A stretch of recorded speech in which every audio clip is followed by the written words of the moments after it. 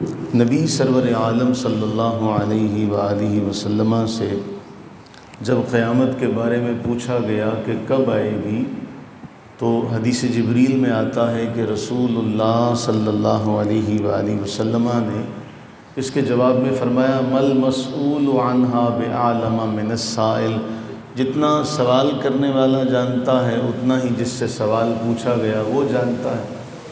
علامات قیامت کے بارے میں پوچھا گیا تو آپ نے علامات کے بارے میں بتایا۔ پھر ائمہ محدثین نے اسے دو درجات میں تقسیم کیا، ایک علامات صغریٰ ہیں، چھوٹی علامات، اور ایک علامات کبریٰ ہیں۔ علامات صغریٰ ساری وقوع پذیر ہو چکی ہیں، علامات کبریٰ میں کچھ واقع ہو چکی ہیں جبکہ کچھ ابھی وقوع پذیر ہونا باقی ہیں۔ لیکن قرآن ایک بات بیان کرتا ہے کہ قیامت اچانک آئے گی۔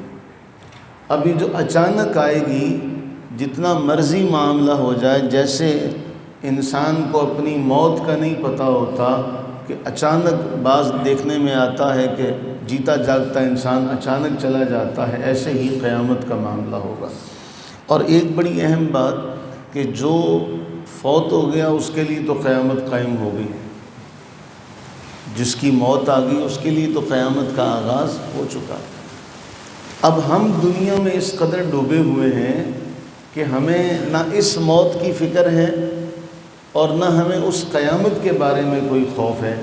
قرآن ہمیں بار بار تنبیہ کرتا ہے۔ قرآن نے بڑے صاف انداز میں فرمایا، اے ایمان والو اللہ سے ڈرو، دیکھو کہ تم کل کے لیے کیا تیار کر رہے ہو، وَلْتَنْظُرْ نَفْسٌ مَا قَدَّمَتْ لِغَدٍ، تم نے اپنے لیے آگے بھیجا کیا۔ اب قرآن نے تمہیں واضح طور پر بیان کیا۔ اب حدیث جو ہے اس کو سمجھیے گا۔ حضرت سیدنا ابو ہریرہ رضی اللہ تعالیٰ عنہ بیان کرتے ہیں، رسول اللہ صلی اللہ علیہ وآلہ وسلم نے ارشاد فرمایا کہ قیامت قائم ہوگی، ضرور بے ضرور قیامت قائم ہوگی۔ ہوگا کیا؟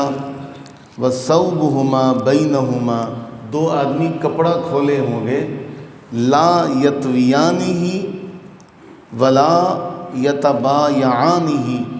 آپ جانتے ہیں کہ جب دکان پر کپڑا خریدنے جائیں تو وہ تھان کھول کھول کر دکھاتا ہے، تو نبی صلی اللہ علیہ وسلم فرمایا کپڑا ابھی کھلا ہوا ہوگا، ابھی لپیٹا نہیں گیا ہوگا، خرید و فروخت نہیں ہوگی، یہ دونوں اپنے کپڑا بیچنے خریدنے میں لگے ہوں گے کہ قیامت آ جائے گی۔ ایک آدمی دودھ دو رہا ہوگا اور ابھی وہ دودھ دو ہی رہا ہوگا تو قیامت آ جائے گی، یعنی ابھی اس نے دودھ دوہا نہیں ہوگا پورا، اس کو کہیں سنبھالا نہیں ہوگا، قیامت آ جائے گی۔ یہ دونوں اپنے کاموں میں لگے ہوئے ہیں نا، کپڑا بیچنے والا اپنے کام میں لگا ہوا ہے، دودھ دوہنے والا اپنے کام میں لگا ہوا ہے۔ فرمایا وَالْتَقَمُ السَّاعَةُ، اور قیامت قائم ہو جائے گی، ابھی آدمی نے لقمہ توڑا ہوگا، اس کے منہ کے قریب نہیں گیا ہوگا کہ قیامت قائم ہو جائے گی۔ چوتھا فرمایا قیامت قائم ہو جائے گی، ایک آدمی اپنے حوض کی لپائی کر رہا ہوگا، حوض لیپ رہا ہوگا، اس کی لپائی کر رہا ہوگا کہ قیامت آ جائے گی۔ اب یہ جو باتیں نبی علیہ السلام نے بیان کی کہ کپڑا بیچا جا رہا ہوگا، دودھ دوہا جا رہا ہوگا، کھانا کھایا جا رہا ہوگا، اپنے کام مرمت کے کاموں میں لگا ہوگا، کسی کو فکر نہیں ہوگی، کسی کو خبر بھی نہیں ہوگی کہ یہ کام کرتے کرتے اچانک قیامت آ جائے گی۔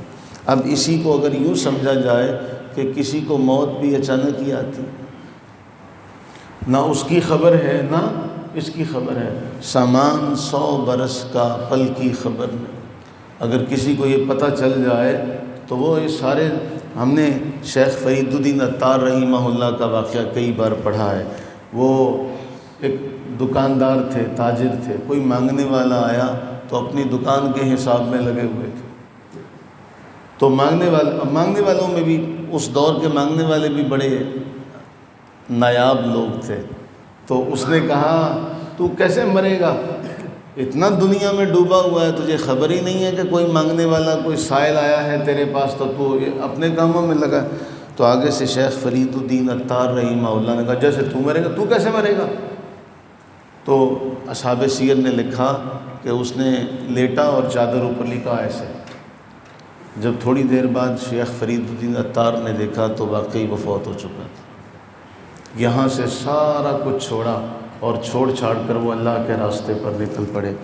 تو دین نے ہمیں رہبانیت کا نہیں کہا کہ ہم دنیا چھوڑ کے اللہ اللہ کرنے لگ جائیں، بلکہ نبی صلی اللہ علیہ وسلم نے ہمیں اپنا اسوہ بتایا کہ میں تم میں رہتا ہوں، کھاتا پیتا بھی ہوں، شادیاں بھی کرتا ہوں، سارے معاملات بھی کرتا ہوں، سوتا بھی ہوں، جاگتا بھی ہوں، سارے معاملات تم میں رہ کر کرتا ہوں۔